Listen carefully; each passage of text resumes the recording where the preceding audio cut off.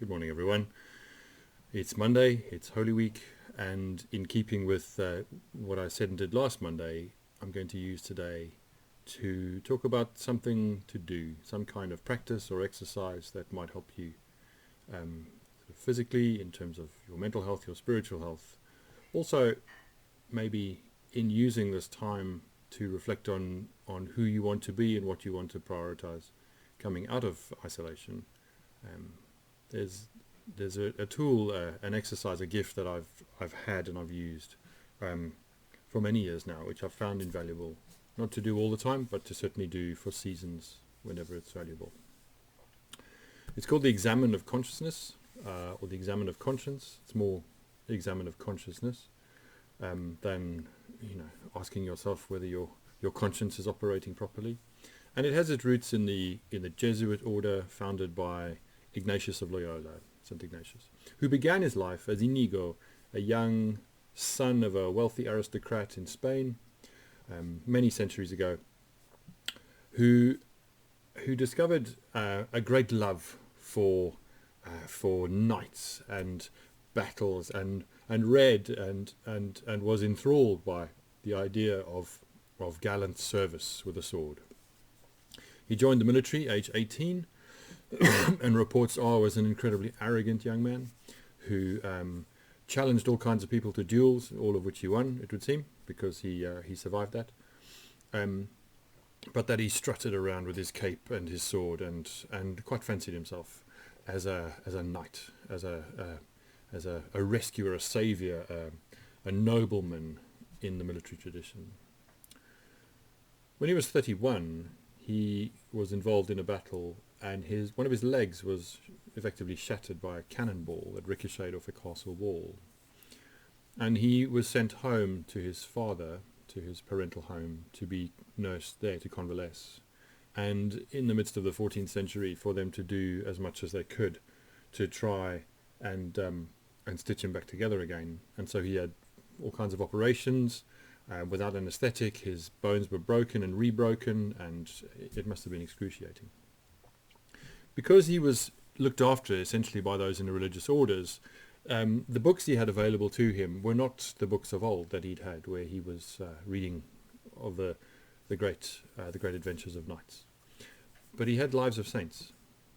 And as he read those, he was deeply, deeply moved by the kinds of people he was reading about and the kinds of things they were doing. He had a genuine kind of spiritual conversion during that time, and found himself imagining, as he'd done before with knights, imagining himself as one of the saints. And he found his imagining of himself as a saint, not in a pompous or arrogant way, but in terms of the kinds of things that were being done by those he read about, the way they were laying down their lives for other people, and their wisdom and maturity and sort of spiritual depth. He found himself far more sustained by those imaginings than he had been by his imaginings of great military conquest. And that left him profoundly moved. And so he set up, he took religious vows, and, as I say, eventually became the father of the Jesuit order, which today still is a very particular and wonderful tradition and gift to the Roman Catholic Church, to all churches through its life and its wisdom. He wrote a book called The Spiritual Exercises, which gives a sort of a roadmap for a 30-day retreat.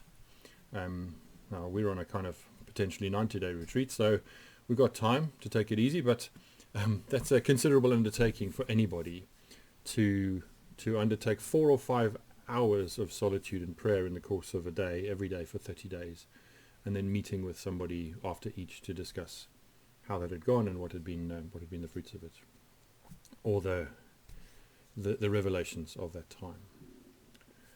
Part of that is called the Examen of Consciousness, and it's a little tool that I've used just briefly once a day, often at the end of a day, for a long time, as I said before, in fits and starts, as I feel like I've needed to make a decision that was not obvious, or just put things down and take up a particular discipline for Lent or Advent or just a season in my life when I felt like I needed to take stock and be in touch with myself.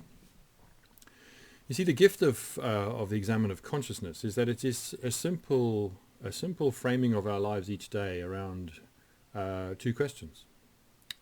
And those questions reveal ourselves to ourselves. And a little like Ignatius, or Inigo as he still was then, a little like he discovered God's passion alive inside himself as he read the lives of saints and began to discern that from within. The Examen of Consciousness gives us an opportunity to hear God through our own joys and longings, to hear something of what life might be for us through our own deep emotions, or through our own richest and poorest experiences of each day, no matter how trivial they may have been.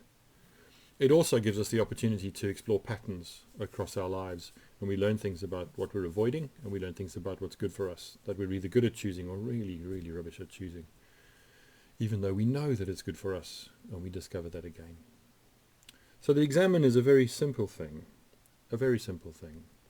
It frames itself around, as I said, 2 questions, and those questions could take the form of 2 questions like, for what moment today am I most grateful? And for what moment today am I least grateful? That can have variations to it. When did I give and receive the most love today? When did I give and receive the least love today?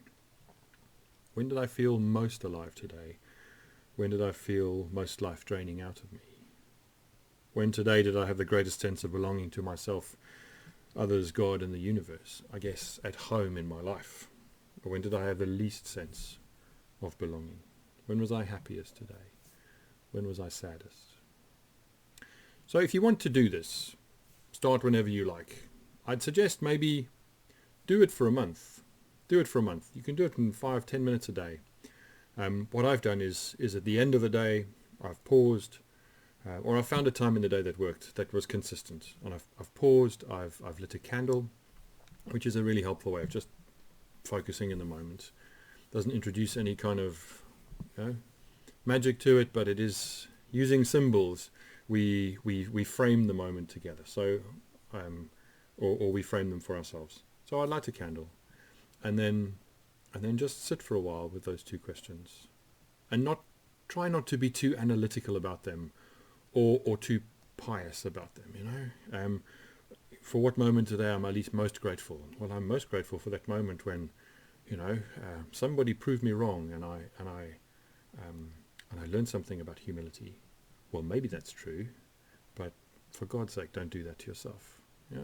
Because that may have well been the moment when you smarted the most inside, when you were most angry or annoyed or embarrassed, or whenever that was the worst moment for you rather than the best. Don't be pious about this. I think we're all maybe run that temptation. And also don't judge yourself too much. The idea is not to analyze very much each day. The idea is to consistently ask yourself the same question, so that over a period of time you get to reflect on what your answers have been to the question each day, and to see what patterns emerge from that. So it is useful to write down, even just in a couple of sentences, in a way that you'll be able to decipher in a day or 2 or a week or a month when you come back to it. It's important to take some notes, even if I suggest that's written down. You could sort of record something on your phone to yourself, a message, but it's hard to read those together because you need to listen to each one of them on their own. And so the patterns are harder to discern. But write down for yourself your answer to one of those sets of questions. There are variations in the questions because the questions can get a bit samey and a bit boring, and that's okay. What's important is not to choose the question that feels like the easiest one to answer, or the one that comes naturally to you on that day, but to be consistent so that you see for at least a week at a time your answers to the same question down on paper and in front of you, for you to then sift and think about and reflect on as part of a decision you're making, or just being in touch with where you are now, or what you're doing that's good for you, good for your family. how you're feeling about things. Of course, the other thing to say is that if you think about when I was happiest today, or when I was saddest, or when did I feel most alive and least alive, your answer to the first question may actually be the problem, because you may have felt most alive today when you ate an entire tub of Ben and Jerry's all by yourself, locked away in a room so that your family couldn't see you, or something like that. The things that are most pleasurable for us, or come easiest, or give us a moment of euphoria or rush, or well-being, they aren't always the good things. Sometimes those things are the ways we trip ourselves up, the ways we hold ourselves back, and the way we compensate for or deny something of the reality of our lives. So the best things aren't always the good things, and that's one of the things you might see as you explore the pattern of your answers to those questions over a period of time. So if you want to do a little bit of reading about Ignatius of Loyola, the Wikipedia page is a bit dry, but it's there and it's okay. If you want to explore the spiritual exercises in various forms, if you want to explore the Examen of Consciousness, if you just type in Examen, E-X-A-M-E-N, as it was on the title slide for this, you'll find loads of stuff online, most of which is helpful. And you can do some exploring. What I'd say more than anything today, though, is keep it simple. Keep it simple. Sit down somewhere comfortably. Light a candle if you want to. Have a notebook.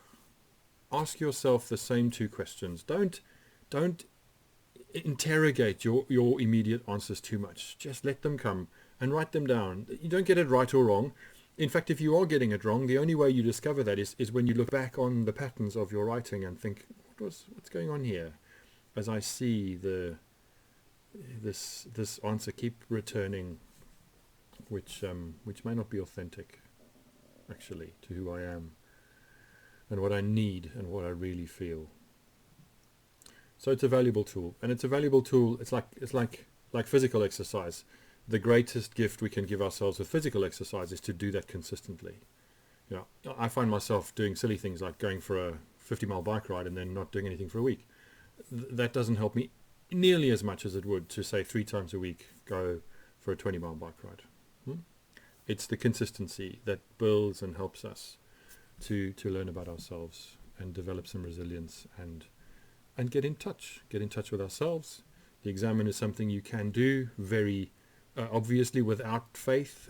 Those questions are there, but if you do have faith and you use those questions as an example of, as an expression of prayer, then that's absolutely appropriate and within its original context.